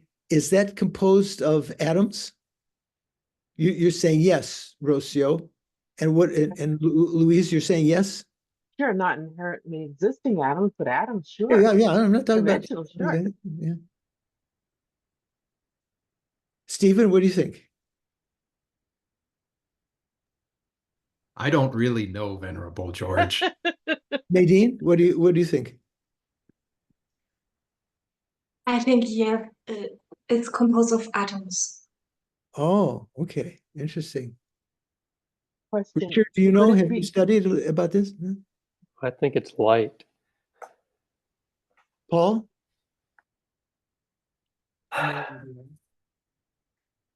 Is the Nirmanakaya composed of atoms? According to Prasangika, I assume we're talking. Yeah. Well, according to Prasangika, short answer is no. It's not composed of atoms. It's an emanation body of the Buddha's mind. Right. Even Svatantrika accepts it to be not material. Right. Right? Even though it appears that way to sentient beings. Could that be thought of in the same way that that's an appearance to the sense consciousness, kind of like a magical illusion, like a magical horse, which does exist as an external object. So the Buddha's Nirmanakaya, from Prasangika point of view, could you say that that is an external object because it can cause the sense consciousness? Of course, some people, without the karma, without the fortune, when they perceive the Buddha, the Buddha's body, they don't perceive the Nirmanakaya, right? Some ordinary beings, maybe ourselves, maybe we wouldn't have the merit to actually perceive the Nirmanakaya.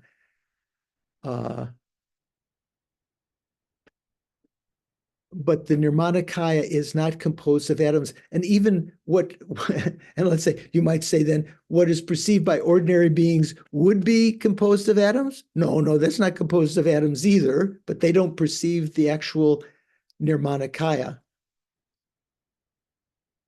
Okay, something to think about.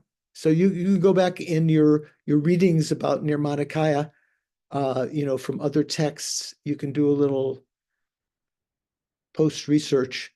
The Buddha's body is an emanation of his mind. Say it can spontaneously appear, right? Nirmanakayas, there are different kinds of Nirmanakaya. Supreme Nirmanakaya is like the teaching Buddha.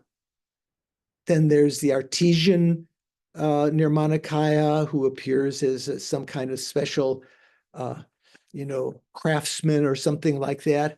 There are other kinds of Nirmanakayas, like appearing as a bridge, or appearing as an island when you're drowning in the ocean or something like that.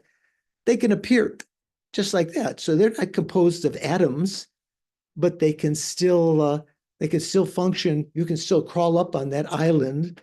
You can still walk over that bridge and so forth. Richard, what do you think? Well, couldn't the Buddha's mind emanate as an atom?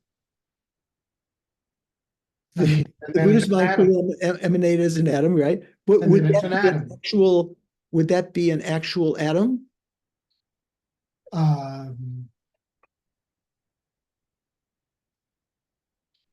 I think that is a distinction with a difference. Is that a distinction with a difference? So, in other words, an atom has no actuality either. It doesn't inherently exist.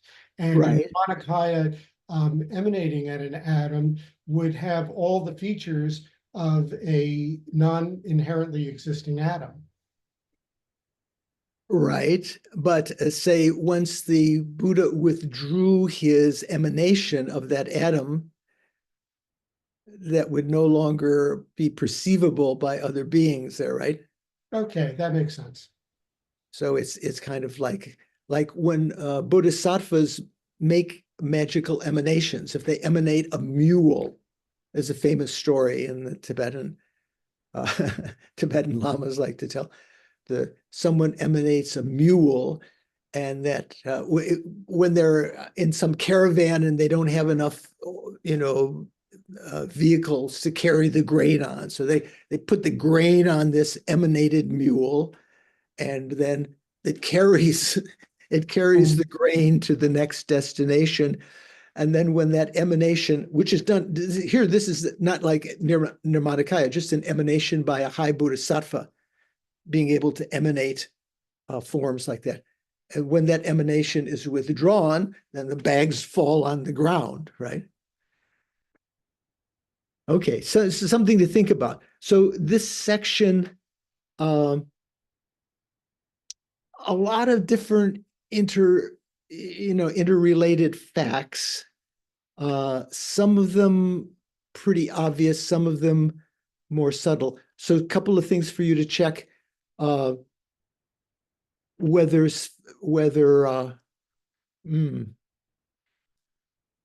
appearance of true existence appears for the Svatantrika system, whether it appears to the I consciousness.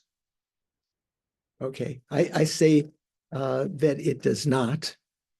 But everyone, when I questioned you, everyone who had an answer said, oh, yes, it does appear to the I consciousness as truly existent. And also about nirmanakaya, some things to investigate. Okay, so let's go a little bit further. The next section in Jhumpa's translation says, relating this presentation to the actual context, or as Jeffrey translates it, applying this to the meaning at this point. Richard has to leave. Okay. Take care, Richard. So it begins in Jhumpa's translation and in Jeffrey's, it begins with the next verse, 627. Just as what is perceived by an eye afflicted with disease cannot invalidate the perception of those free from such defect, likewise, in the same way, the mind deprived of stainless wisdom cannot invalidate a pure, untainted mind.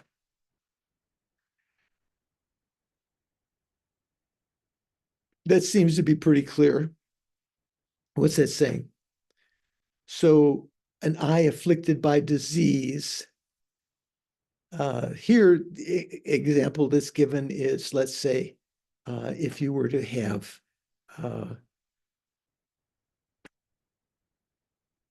well, Jeffrey translates, just as the observations of an eye with cataracts. So it's talking about what do we say? Rerob. So rerob sometimes can mean cataracts, but generally what it refers to is the preponderance of floaters in the eye, so that it appears to you that there's something, so many of them, we all have floaters in our eyes that we may notice sometime. You know what I'm talking about, floaters, right? But a disease such that the preponderance is so great that it appears that there's something falling all the time. And if you were eating your soup, you would think that there's hair falling into your soup and you would not want to eat it, you know? If someone has that disease and says, I can't eat this oatmeal or this soup because there's hairs in it, and someone with good eyesight tells them, no, there's no hairs there. There are no hairs there. That person with the eye afflicted with this disease, this rerob, it's not exactly cataracts. It has some medical name, which I don't recall at the moment. We'll have it somewhere in these notes here later. Someone without that disease tells them that the person with the afflicted eye can't invalidate the perception of those with pure eyesight. In the same way, a mind that's ignorant, that's deprived of stainless wisdom, an undefiled awareness is not invalidated by an awareness of one who has forsaken the undefiled, pristine wisdom, Jeffrey translates. Okay, so that's the point that we're at. So let's just read that commentary. And Jhumpa's translation, Given that the truth of suchness is not established by conventional cognition, or Jeffrey says, because the meaning of suchness is not posited by a conventional consciousness. Chimpa says, not established by conventional cognition, not posited by conventional cognition, consciousness. That's something that has to be posited by having analyzed the ultimate meaning through ultimate analysis. A conventional consciousness can't establish the truth of suchness. Given that the truth of suchness is not established by conventional cognition, arising from other cannot be refuted if one remains only with the ordinary worldly perspective. It is negated on the ultimate level by accepting the vision of the Aryas. So they would be like the example of the person with good eyesight who tells the person with this eye disease that there are no hairs in the soup, in the oatmeal, or the tukpa, or whatever they're having.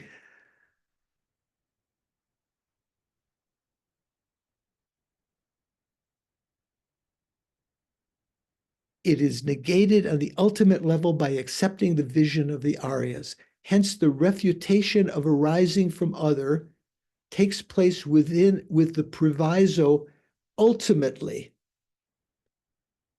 In view of this, just as what is perceived by an eye afflicted by disease, by this eye disease, such as the vision of floating hairs and so on, cannot invalidate the perception of those free of such defect, and thus do not experience such false vision. Likewise, the mind of ordinary persons, tainted by ignorance and deprived or divorced from the stainless or uncontaminated wisdom, cannot invalidate a pure mind that is untainted, not polluted by ignorance. Hence, this negation of arising from other on the ultimate level cannot be invalidated by worldly cognition, which is like the eye with the eye disease. Even if one were to allow other arising to exist for the sake of argument, right, for the sake of debating, from the perspective of worldly cognition. Therefore, the opponent is justifiably a source of amusement for the learned sublime ones. Oh, yes, another nice put down. What does Jeffrey translate this? Therefore, even if it were allowed that production from other is established in the perspective of the world would not damage that production from other is refuted ultimately. This being so, the other side, that is the non-Buddhists who give up what is validly held in the world in order to rise above worldly beings, but plunge into chasms of bad views, all of that is in brackets, are fit to be laughed at by the excellent wise ones.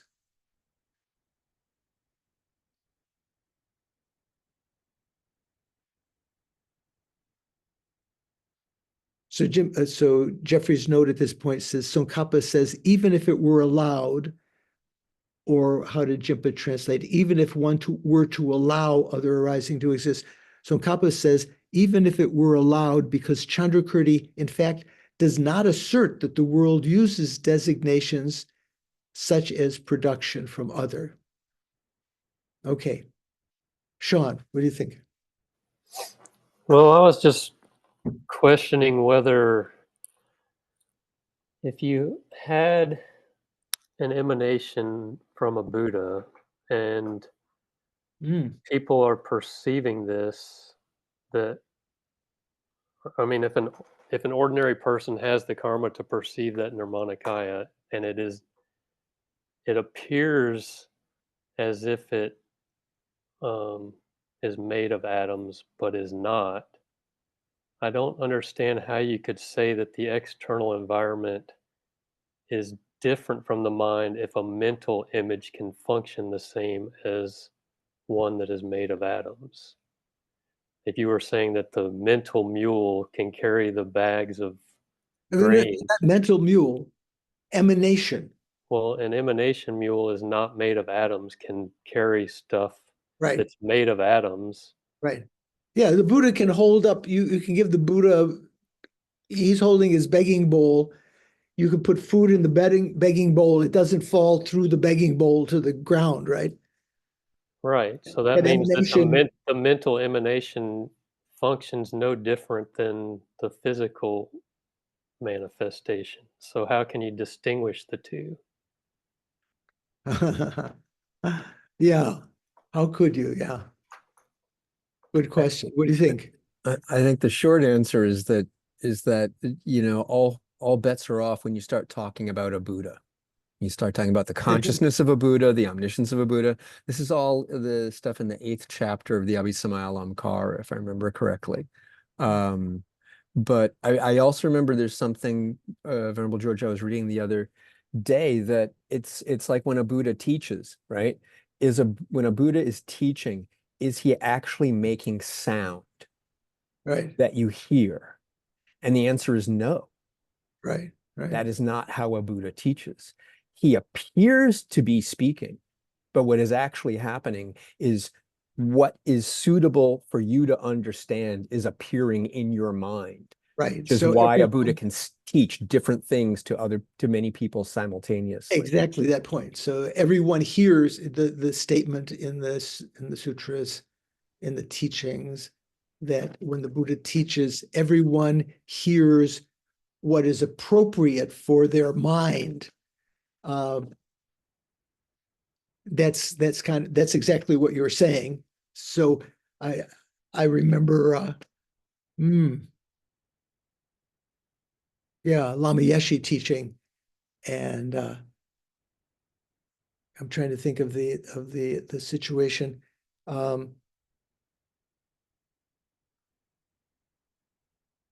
Okay, I can't remember offhand, but yeah, sort of when the Dalai Lama teaches, he may be saying something that resonates with people in different ways, and they have their own realizations.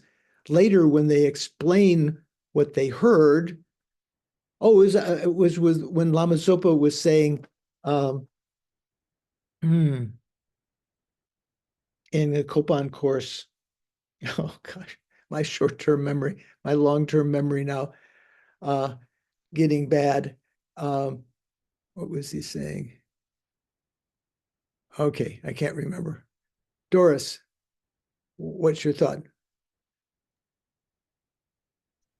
Thank you, Venerable.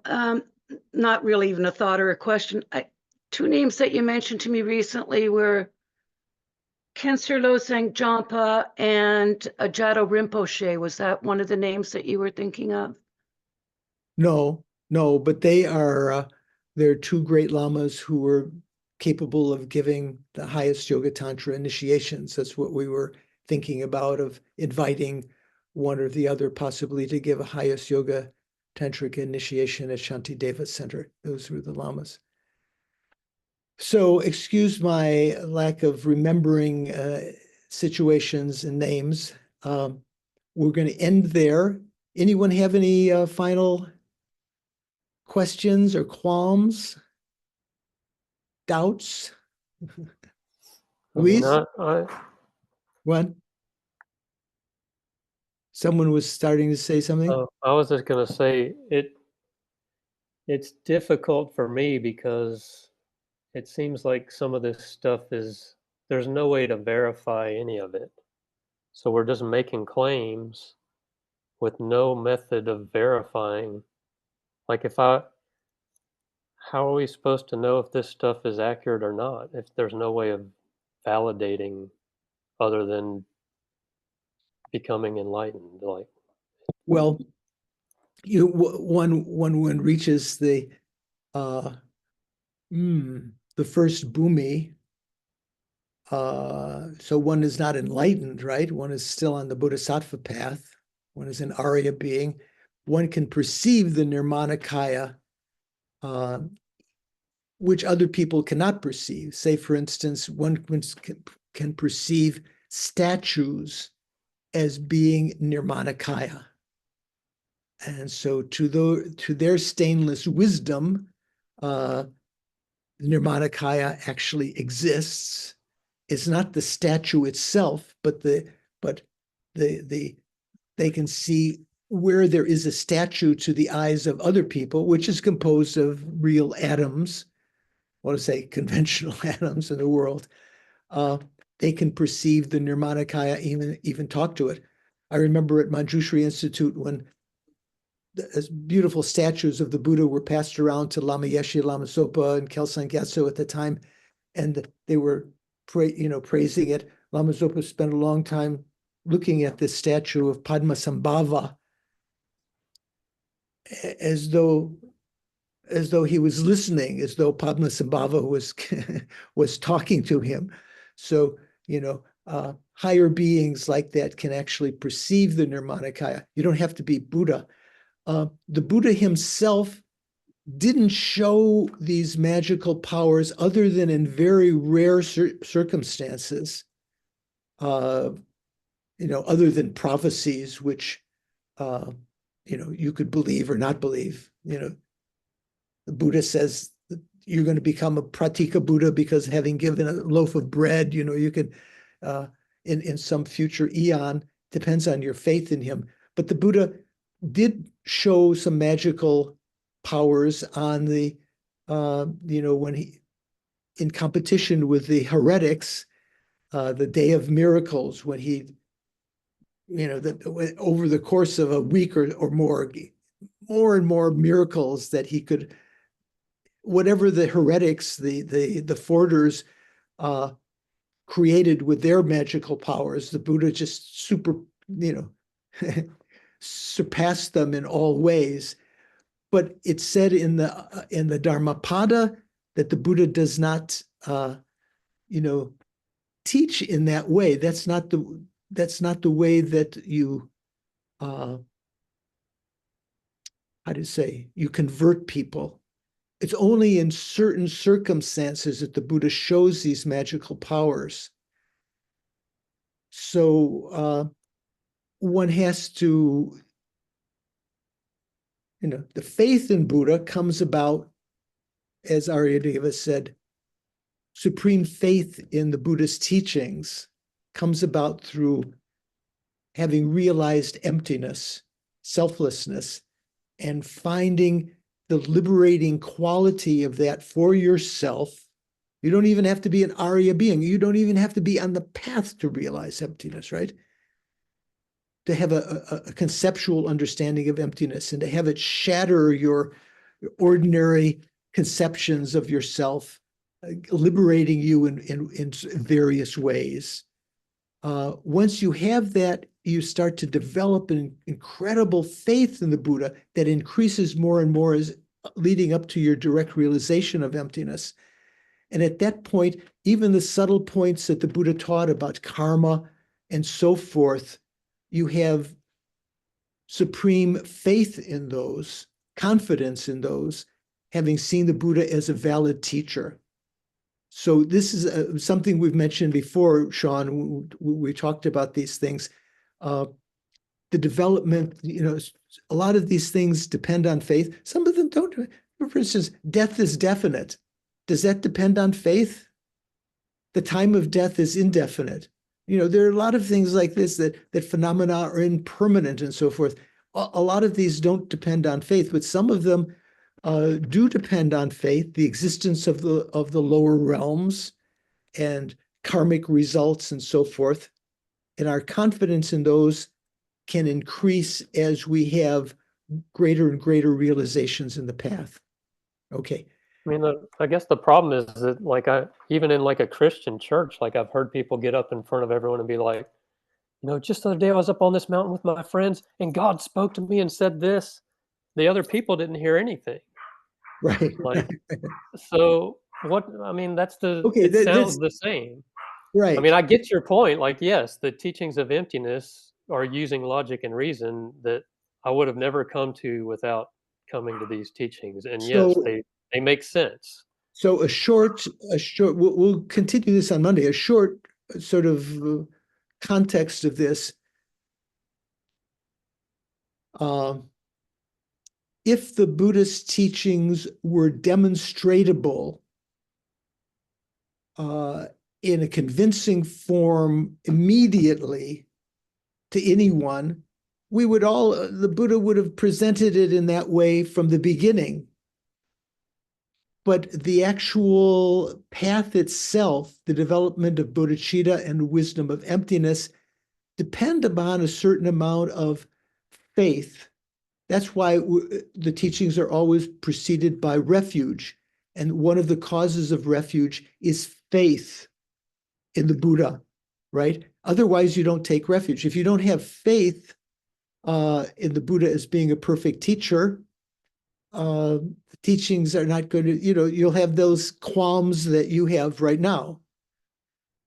So our faith is provisional. Our faith is increasing. It's not something that you either have or you don't have. We might have faith in certain qualities of the Buddha, but the fully blossomed faith comes about because of making realizations on the path. Maybe even just impermanence, realization of subtle impermanence and realization of emptiness and so forth. Anyway, we'll continue that a little bit on that on Monday. Let's end here, and we're going to recite just 7 more mantras for Glenna and for Diana in our dedication prayers. Karen, would you like to put up the dedication prayers? We'll say the mantras after the long life request for Lama Zopa's quick return. Should probably add Ron's hands onto there too. Say that again? Ron's hands are bothering him. You might want to add the medicine Buddha for Oh, him. yes. Think of Ron's also consequences of his COVID, which he looked quite tired and has some swelling in his hands. Karen, could you put up the dedication prayers? Okay, good. There we go. Due to these virtues, may I quickly become a Guru Buddha and lead all migrators without exception into that enlightened state. May the supreme precious bodhicitta that has not arisen rise and grow. That means in our own mind and in the mind of others. And may that which has arisen not diminish, but increase more and more as a result of these virtues. Long life, the prayer for the quick return of Lama Zopa. Peerless teacher and assembly of children of the victorious ones, the Shravakas, Pratika Buddhas, victorious Losang father and sons, together with your lineage, all the objects of refuge of the infinite realms, please bestow now the virtue and goodness to accomplish this prayer. In holding and spreading the Muni's precious and complete teachings through explanation and practice, you wore the armor of patience that is never discouraged. Incomparable, venerable Guru, to you I make request. Sole gateway through which all benefit and happiness emerge, while striving exclusively for the welfare of the victorious one's teachings and for mother's living beings, you suddenly departed to peace. At this I lost hope. Nevertheless, through the undeceiving truths of the blessings of the oceanic blessings of the 3 jewels and the great waves of bodhicitta of the children of the victorious ones, bodhisattvas, may the smile of a new reincarnation swiftly beam in glory for fortunate something or other, fortunate disciples, fortunate ones. Then for all of our spiritual friends, you who are my eyes for viewing all the infinite scriptures, supreme gateway for the fortunate ones traveling to liberation, engaging with skillful means, moved by mercy, illuminating spiritual friends, please live long and stable lives. And then Karen, if you'd put up that mantra sheet again, thinking of Glenna Azuma, who's passed away, of Diana Abramo, and of Ron. What's Ron's last name? Do you know, Doris? Do you remember? Kessiker. Oh, Kessiker. Is Kessiker? Oh, Ron's here. I forgot. I didn't see his face. Ron Kessiker. Thank you. There we go. So the short mantra we're going to recite 7 times. Tadyata Om Bashaje Bashaje Baha Bashaje Raja Samudgate Svaha. Tadyata Om Bashaje Bashaje Baha Bashaje Raja Samudgate Svaha. Tadyata Om Bashaje Bashaje Maha Bashaje Raja Samudgate Svaha. Tadyata Om Bashaje Bashaje Maha Bashaje Raja Samudgate Svaha. Tadyata Om Bashaje Bashaje Maha Bashaje Raja Samudgate Svaha. Tadyata Om Bashaje Bashaje Maha Bashaje Raja Samudgate Svaha. Tadyata Om Bashaje Bashaje Maha Bashaje Raja Samudgate Svaha. Imagine lapis lazuli colored light rays emanating from Medicine Buddha, purifying all beings of their fundamental cause of all their illness and the subsidiary causes, illnesses, the 424 illnesses and so forth, especially leading Glenna Azuma through the bardo, purifying causes of illness of Diana and Ron,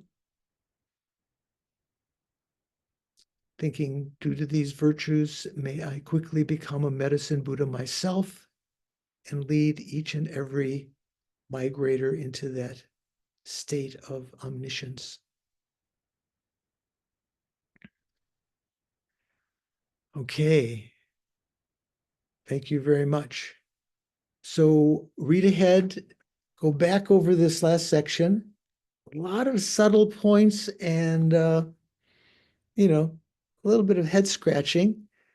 We'll start with this next outline, the nature of each of the 2 truths next time, but we'll review a little bit before this, just what we just finished right now. Those of you who have time, see you on Monday, but hope to see you next Saturday here. Take care. Thank you, Venerable George. Thank you, Venerable George. Mask up if you Thank you. can. Thank you, Karen. Thank you. Take Yeah, care, thank everyone. you, Karen. My condolences to you, Stephen. I will dedicate